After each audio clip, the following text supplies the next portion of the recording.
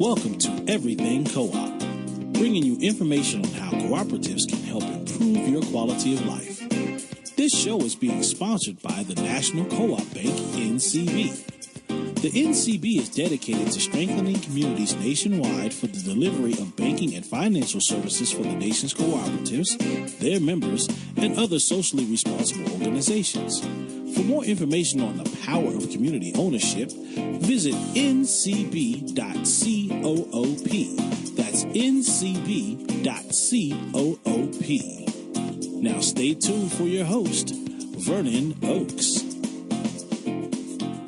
Good morning, everybody. This is Vernon Oakes. Welcome to Everything Co-op this beautiful Thursday morning.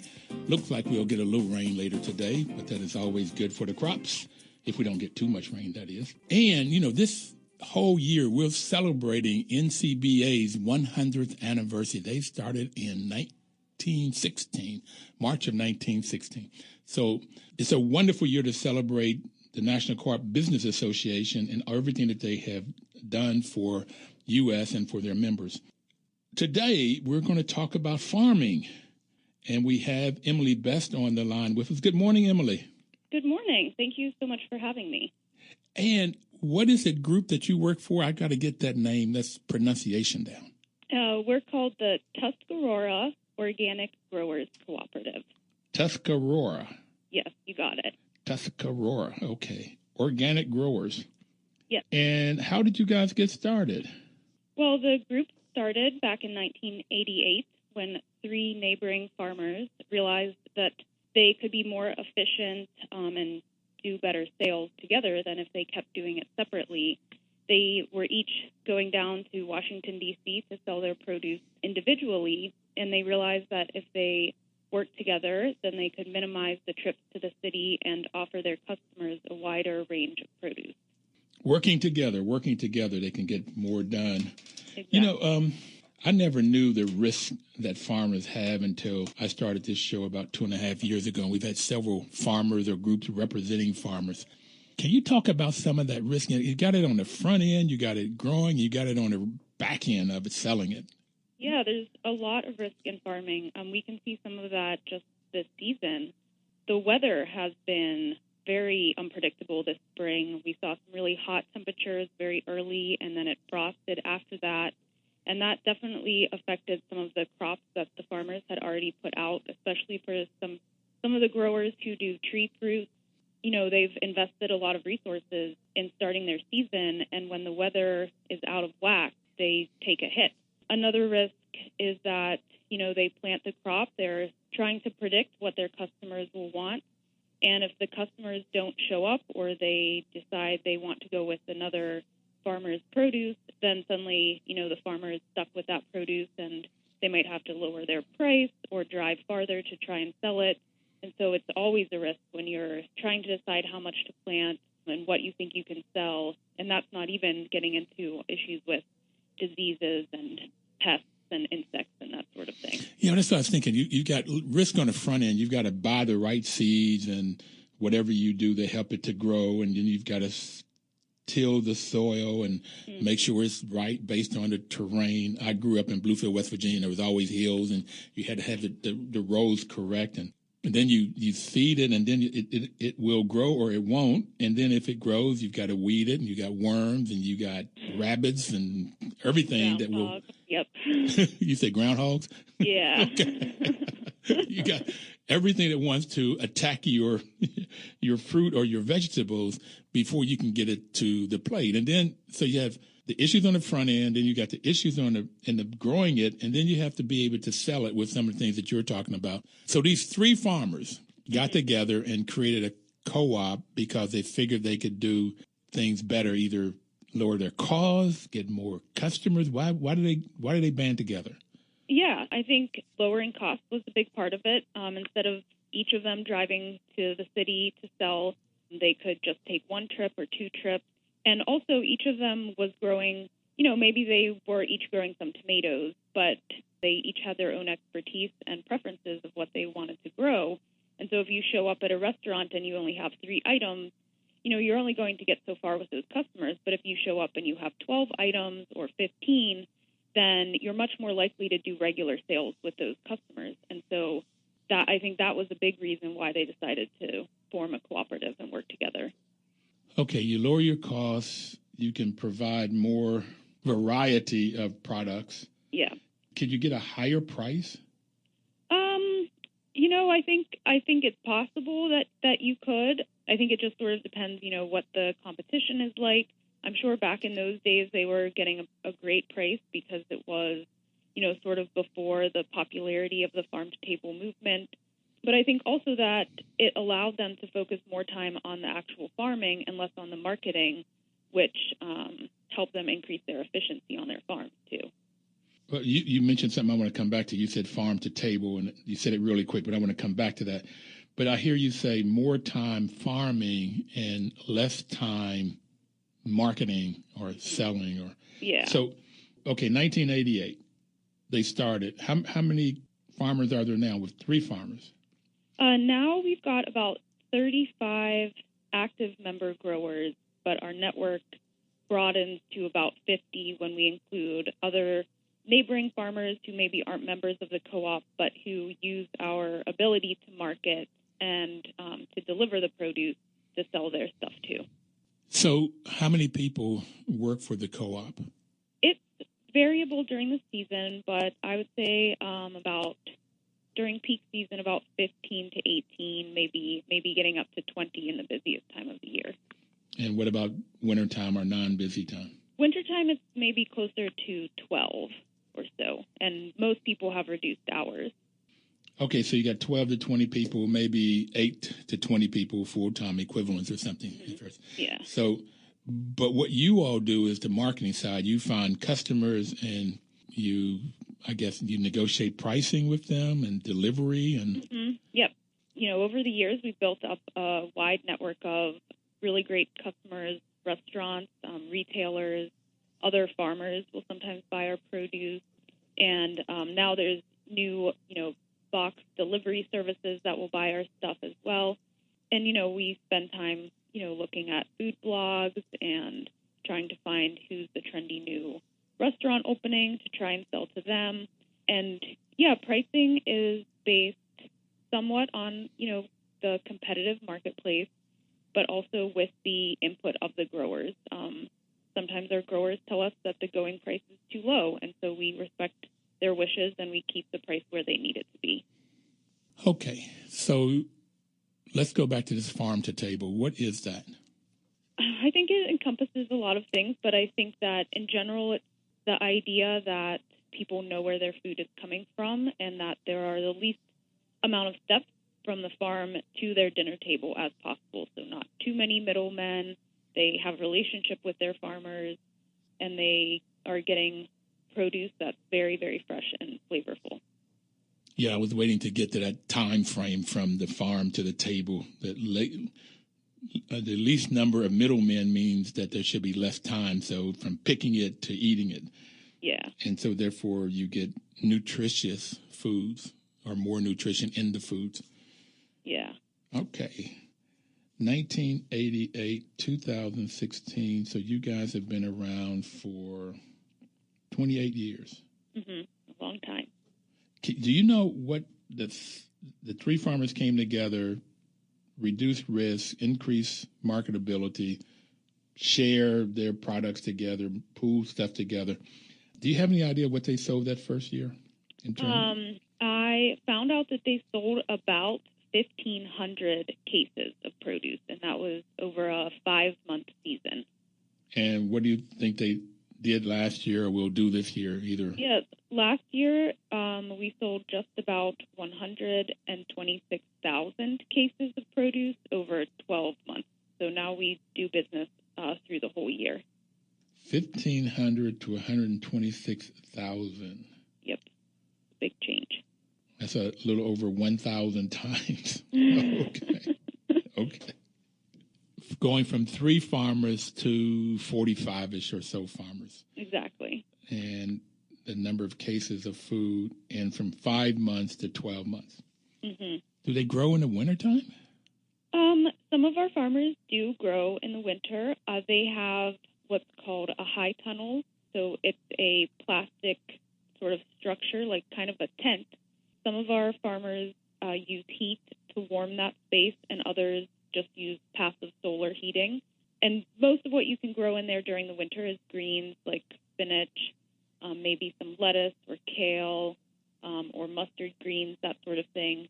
And it grows very slowly, much more slowly than during the main growing season. But it's in demand, and we do great business with those greens during the winter. And we also sell in the winter storage crops like carrots and potatoes and beets and cabbage. Not the most exciting items, but that is what is available in our region in the winter. And I think that many customers are happy to be able to buy those things from us during that time. Wonderful, wonderful. 1988, you got started with 3 farmers, and it grew to, on average, say 45 farmers, organic growers, Tuscarora, 28 years from 1,500 cases to 126,000 cases, 5 months to 12 months of selling.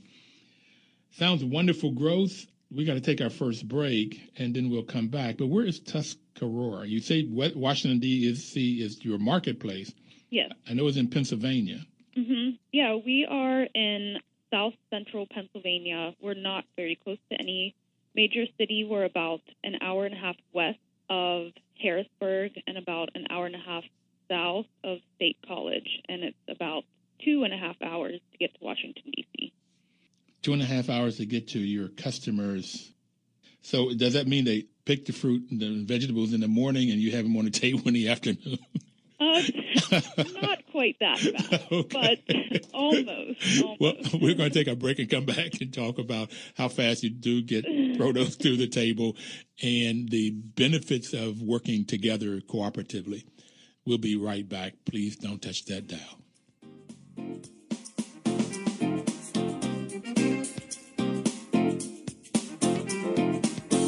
1450 WOL. Welcome back, everybody. This is Vernon Oakes with Everything Cooperative. We are talking to Emily Beth from Tuscarora Organic Growers in Tuscarora, Pennsylvania. You know, the National Co-op Bank's mission is to help cooperatives grow by supporting and being an advocate for America's cooperatives and their members, placing special emphasis on serving the needs of communities that are economically challenged, which is different from most banks. Most banks won't go into neighborhoods that are economically challenged, which causes NCB to have a challenge, but they've done extremely well, and they got started in about 1985. So they were perhaps right a little bit before you guys got started in Tuscarora.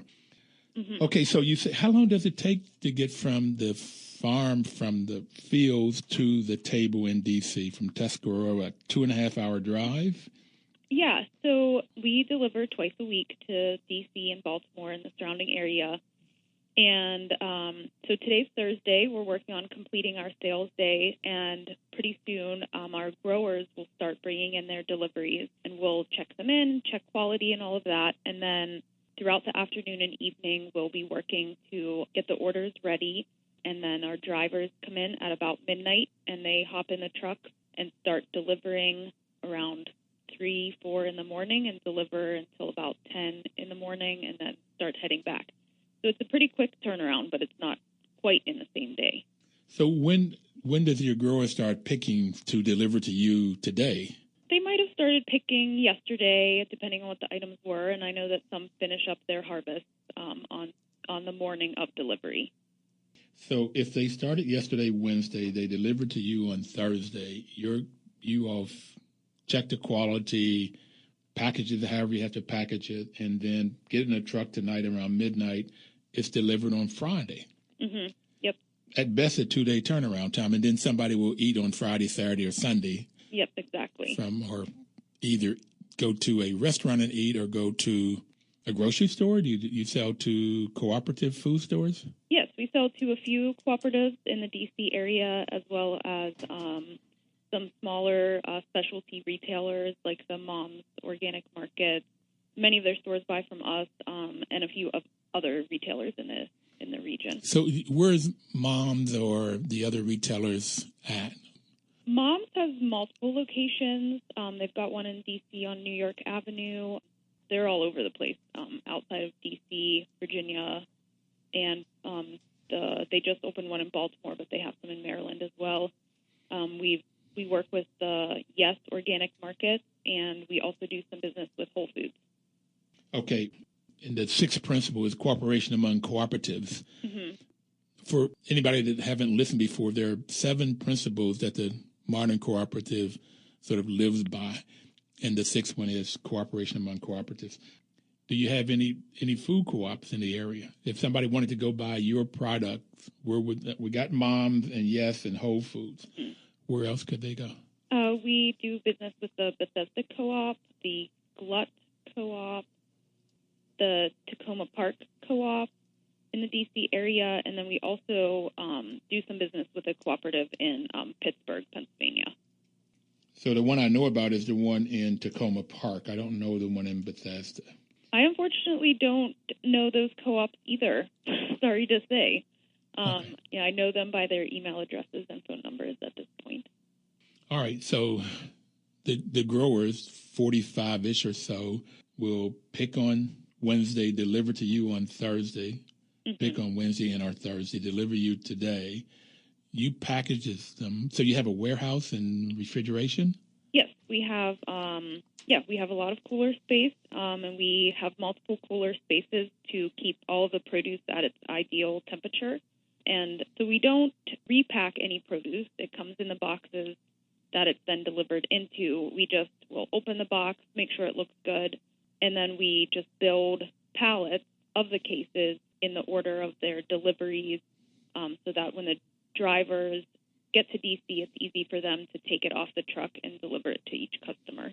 Fantastic. So the co-op, what I found out here, mostly co-ops are formed when there's a community need. The community need there was trying to reduce price, mm-hmm. Reduce their costs, and get more customer outlets for their produce. Mm-hmm. That also means that they reduce their risk and perhaps increase their pricing.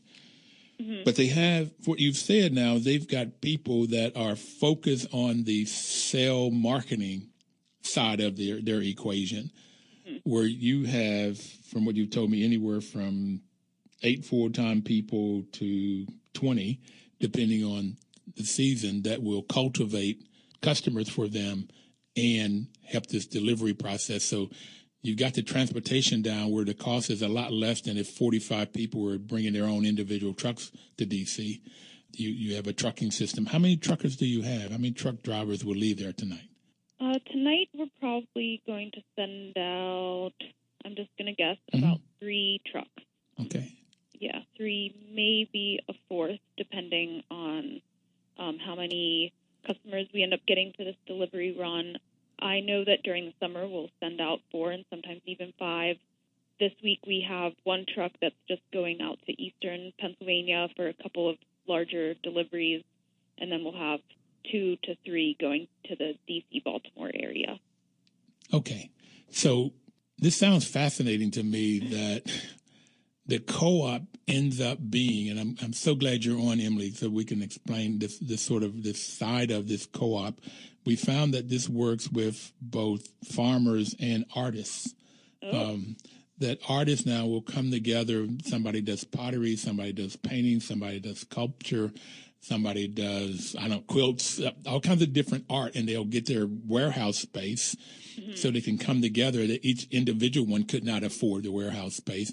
And then when they have a showing, you can have a showing with a lot more, examples, like you have all of this different produce coming down, and they can decide what they're going to do and what they're going to show, so they can maximize what people will see and the variety that they see, that they can potentially maximize what money they get and what money they can make. And also then they can promote it with less cost than each individual artist trying to promote themselves. So it was surprising to me that artists, they have the same kinds of needs as farmers. Yeah.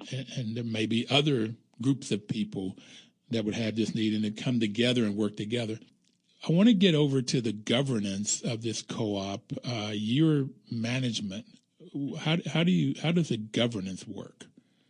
Well, each member has a $100 membership fee. That's a one-time fee to enter. Part of being a member also means that they participate in our production planning process. And so we call that our commitment chart, and it has to do with how we manage what is being grown and how it matches with the demand. And so that is actually a key part of being a member of our co-op, is participating in that production planning process. And then once a year, we have an annual membership meeting, which all members are encouraged strongly to attend. And at that point, we do vote for the board. Okay. And how often does the board meet? It varies, but they meet most often in the fall, winter, and early spring. And once the summer and the growing season really gets going, they meet a lot less frequently. And if they do have to discuss anything during that time period, it's usually via a phone conference. Okay. What about training? How does your board get training to know how to function as a board and solve conflict? That's actually something that we're working on currently, is to try and get a little bit more training, especially in the cooperative accounting realm, because it is a little bit different from other types of accounting. And I know that, our board members are all farmers. They're not accountants. They're not financial experts. And so I'm working on finding a way to get them a little bit more information about that.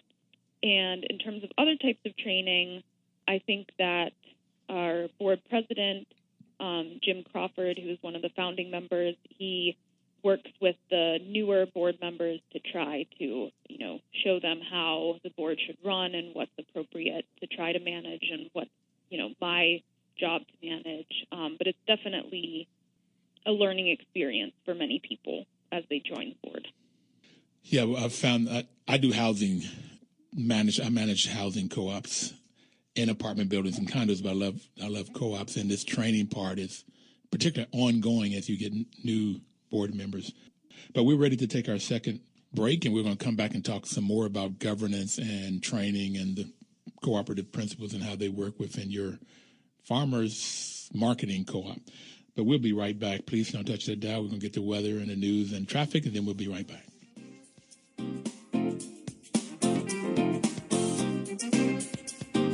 $14.50 WOL.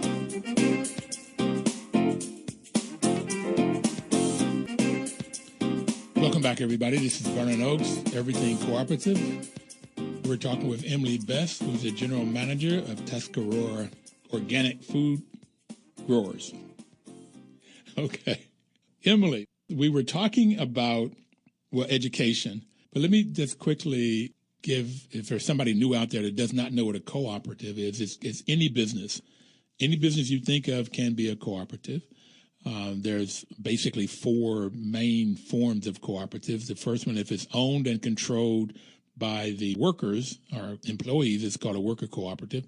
If it's owned and controlled by the people that use the products or services, it's called a consumer cooperative. So those are two big ones. And consumer cooperatives are credit unions, housing co-ops, where the people that use the products or services own the business and control it.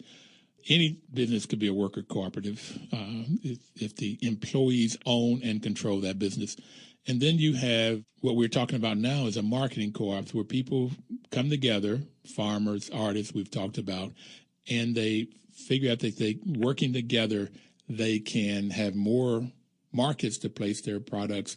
They'll have a group of experts like Emily and the people that work there to work on this all year long, which frees them up to work on the farming side of it or the growing side of it.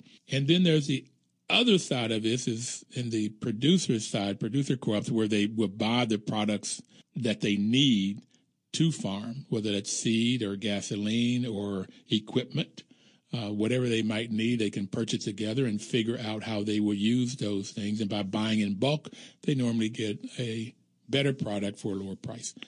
So it's working together and learning how to work together, and that's where we were talking about education before we took the break.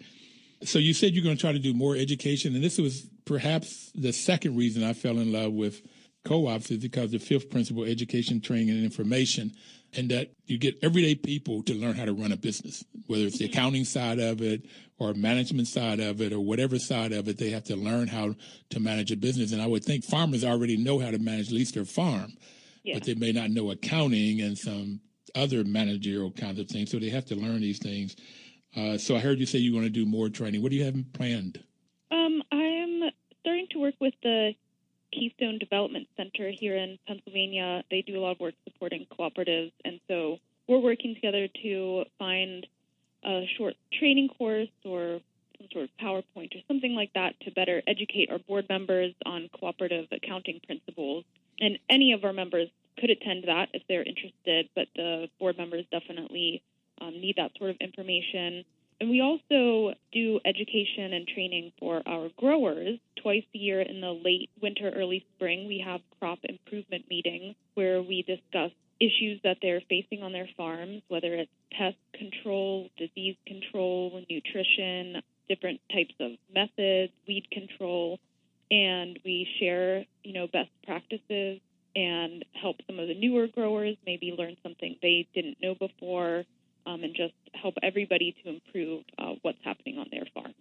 Now, do you find that the farmers, 35, 45, 50 of them, do you find that they will share information, or do they sort of like hoard it so that they know that if they tell somebody else how to grow something better, then that's sort of competitive?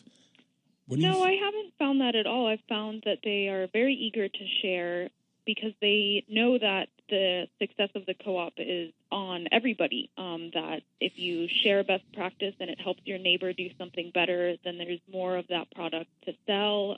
We can get more customers because we're not shorting them any product that they want to order. So I've found that our growers are very open with each other. And I think part of that is because, they understand we're all in a cooperative and we're all in it together. And I think also that many of them are neighbors, and they're all operating at fairly small scales. So there's a lot of demand that's going unmet just because our farmers are small farmers and they're not farming huge farms and flooding the market with tons of produce all at once. I felt like I knew the answer, so it was a setup question. Because that's what I found throughout, no matter what industry we're talking about, is when people are in a co-op, sharing information is like, yes, let me show you how to do this. Exactly. Yeah, you can do this a little bit better if you do blah, blah, blah. And because you're making a decision on what's best for the group as opposed to what's best for the individual. Okay, I love this co-op thing. So volunteer and open membership is the first principle of cooperatives.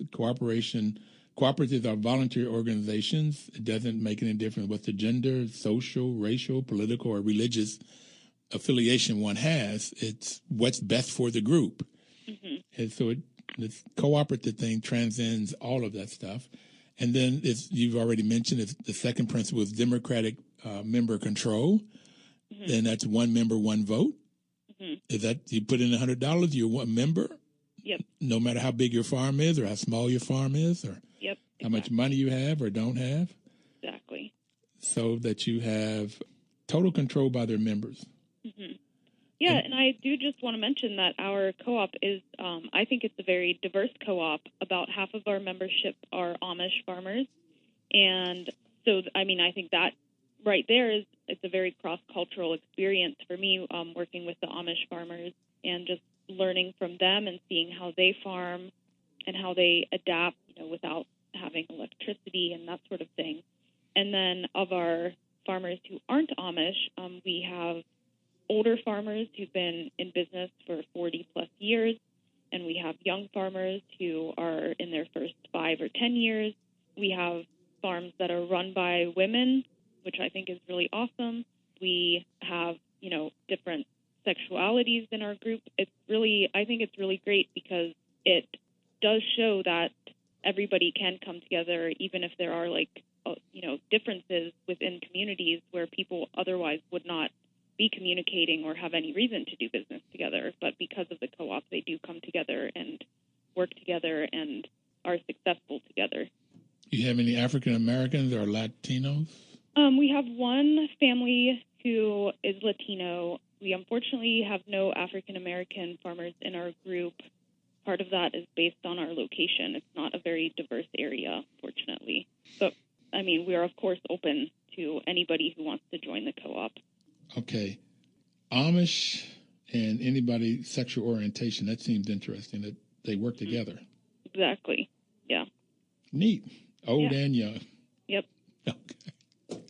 I had the president of ICA, the International Cooperative Alliance, Dame Pauline Green, on one time, and she said it didn't make any difference on which side of the iron curtain they were on. When they came to co-op meetings, it was what was best for the group. Exactly. The political persuasion it didn't make any difference.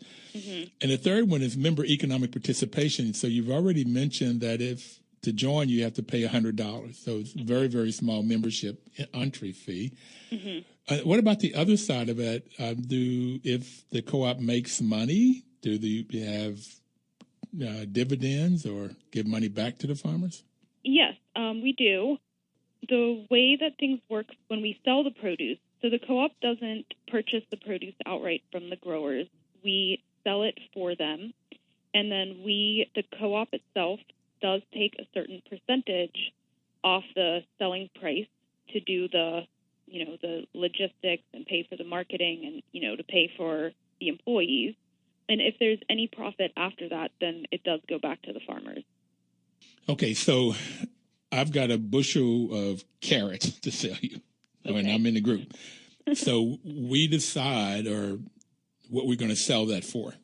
Mm-hmm. And you bring it to D.C. or Baltimore or Philly, and you sell it for that amount. And let's say it's $100. Okay. And then you get a percent. Yeah. And can you say what that is? You feel like it's okay to? Yeah, I think it's fine to say. So out of that $100, the farmer would get $75, and we would get $25.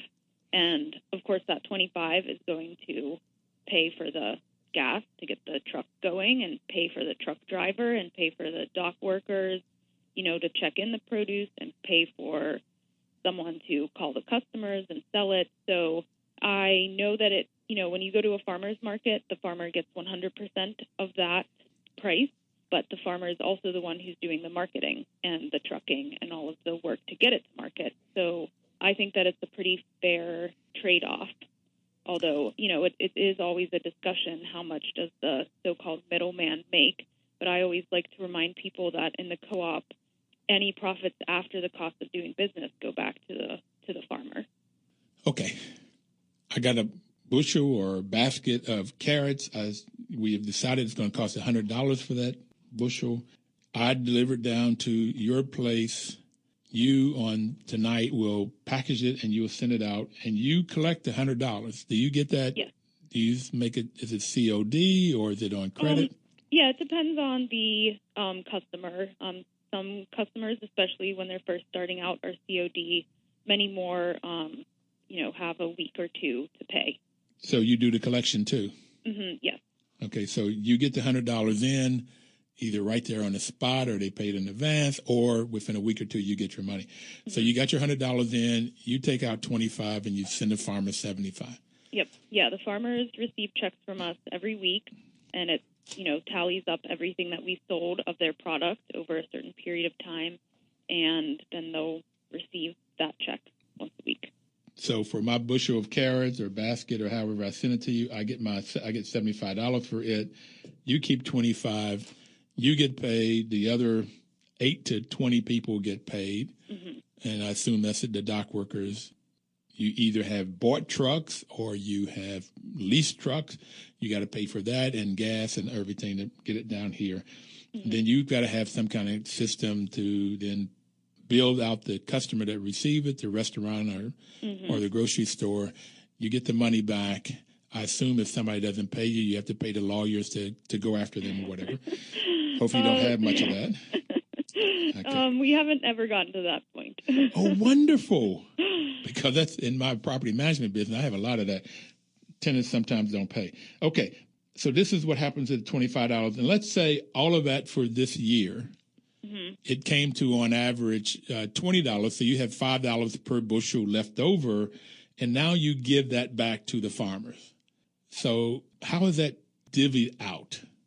Per share or? The profits at the end? Yes.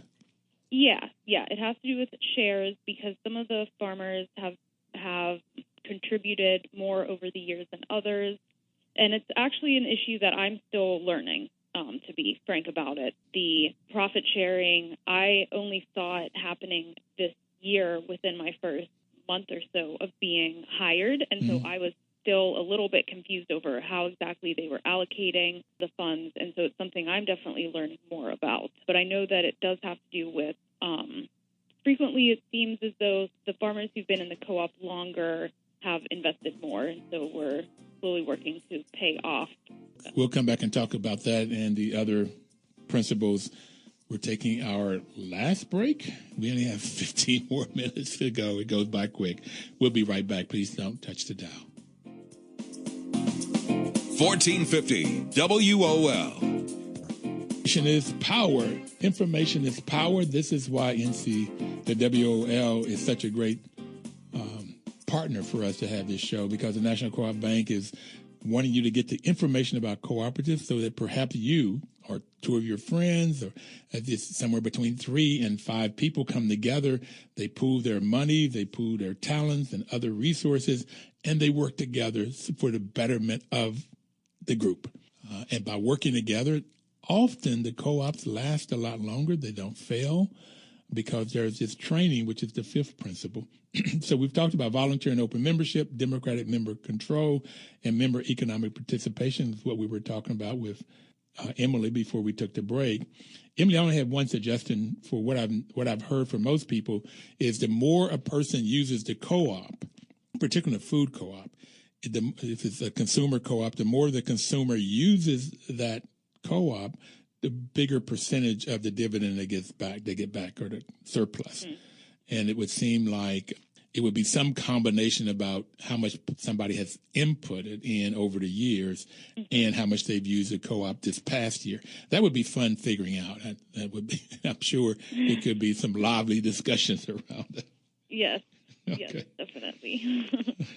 I guess the other way of doing it is if it really turned out that it takes 20% of it, to $20 in our example, to run the co-op, then maybe you could, over time, ease up how much you give back to maybe where they would get back 80%, or I would get $80 on my bushel of carrots, and it would be less surplus to debate and about who gets that number has been adjusted over the years, depending on how sales are going and how many growers are involved. There's often been little tweaks to the formula and how much we give back immediately to the growers and how much we give back at the end of the year. So it's not anything that's set in stone. It just depends, how it's working for everybody and what people would like to see changed. Always a work in progress. Always a work in progress. Okay, so the autonomy and independence is the 4th principle. Cooperatives are autonomous. They have to have ownership and control. And I assume your group, working through the board of directors, have autonomy. Nobody else tells them. The government doesn't tell them what to do. There's no bank to tell them what to do. Yep. Okay. Yep. We've already talked the 5th and 6th one. The 5th one is education, training, and information. You're going to look at improving that. I know the food co-ops have a financial section that a board member has to pass a test to make sure that they know the financial piece of a food co-op before they can become a board member. Okay. And that it's needed, and the reason is that the board members have to make informed decisions, and financial decisions is a big part of running a board. Then the 6th one is cooperation among cooperatives. We talked about that one. And the 7th one is concern for community. So how does your co-op work with that principle? I think that principle is embedded in our mission. All of our farmers are certified organic, and so they follow the practices outlined by the USDA's organic program. So that means that there's only certain types of chemicals that they can use and only certain ways that they can use them. And so because of that, we are taking care of the natural environment around us. And we live in an extremely beautiful part of the country with mountains and rolling hills and valleys, and it's very green this time of year. And so all of our farmers are trying to do the best they can by the land that they have. And then We also believe that having a strong farming community in the rural parts of our country helps the communities in those areas. We can see just by the number of jobs that the co-op is able to support in an area where there's not a lot of good employment options. We are able to offer some good employment. And as are our farmers, they also hire people to help them harvest and take care of their products. And so, I think that those are two really big parts of it. In addition to feeding, the urban areas where we sell really, really great fresh fruits and vegetables. It's interesting when you talk about that beauty. I'm from Bluefield, West Virginia, and I was there this week. Matter of fact, I just got back last night for this program. But I also went to Penn State at State College. Oh, great. And I would love to get up there someday. In Bluefield, they have a farmer's market on Fridays now. They've just started maybe 4 weeks. And I met a gentleman in McDowell County, which is one of the poorest counties in the U.S., but they're starting farming, and they are a co-op. So it was interesting talking to them down there, and the beauty. I would love to get up there, and I might get up there and visit with you one day. Yeah, definitely. Somewhere I saw that your strawberries are not doing well this year. Yeah, we had a very short season for strawberries this year. I don't know what happened. I think just a combination of various weather factors meant that the season was about a week, maybe 10 days shorter than it should have been. It's very disappointing for the growers and our customers because everyone really looks forward to that season. I saw it on your homepage. That's what it was. Yeah. Tuscarora Organic Growers. Mm-hmm. And that is TOG.coop. Correct. If you just go on www.t, you don't have to spell Tuscarora, O for organic and G for growers, .coop. Mm-hmm. And you can find out information. And if you're a restaurant or you want to buy their products, this is a way that you can go on their webpage and find out all about them. And is there any other way, a phone or email address you want to give people? Yeah, folks can email me. My email is G as in girl, M as in Mary, GM at TOG.coop. And our phone number here in the office is 814-448-2173. And we're always happy to talk to new potential customers and get them set up in our system and ready to order. So Mary is also general manager, GM yes, exactly. at TOG.coop. Yes. Okay. What have you learned being the general manager of TOG? Wow. I've learned that there's just a lot of communication to do. That's what I've learned the most. There's so many people involved in the co-op. There's all of the growers, and then there's the employees who, do the day-to-day work, and then there's all of our customers. And I feel like that is just so many people to be in almost constant communication with almost every day, from talking to the growers about what they have to offer and then talking with the customers about if they're interested in those products and working with the employees to figure out the best ways, to get that product to those customers. And sometimes I feel like all I do all day is communicate, whether it's by email or by phone. But it's so important for the functioning of the co-op to have open and clear communication for all parties so that everybody knows what's going on and can keep everything moving smoothly.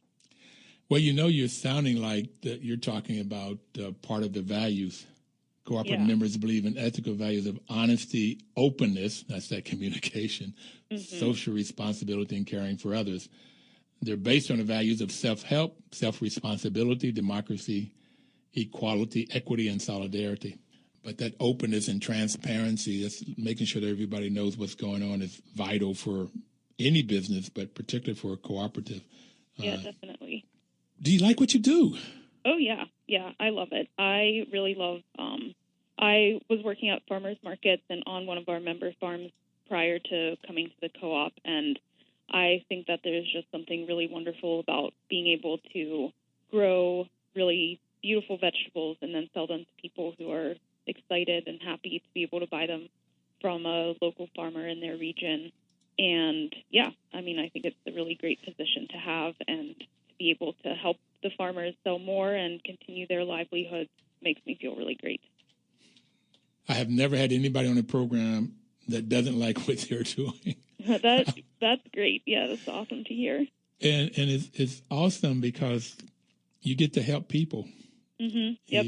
And in your world, particularly all of your customers, so you help the growers, you help people to have jobs, and then you get to help people have good, nutritious foods on their table.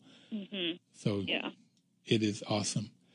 We have a couple minutes to go. I do want to talk to people about, real quickly, that at NCBA, they have a partnership with America's Electric Cooperatives to get cooperators to vote. There's many cooperators out there to vote.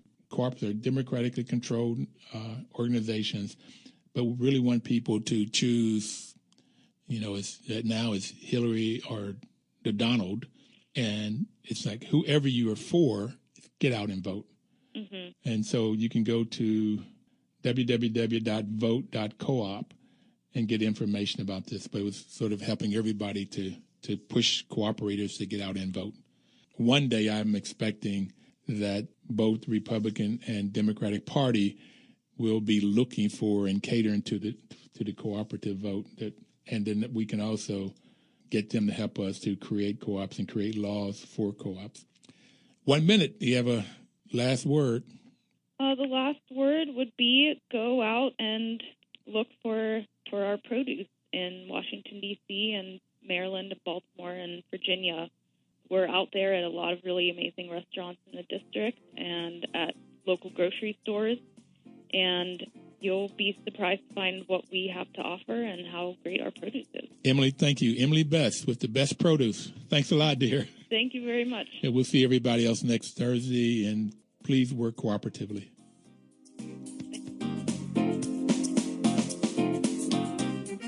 1450 WOL.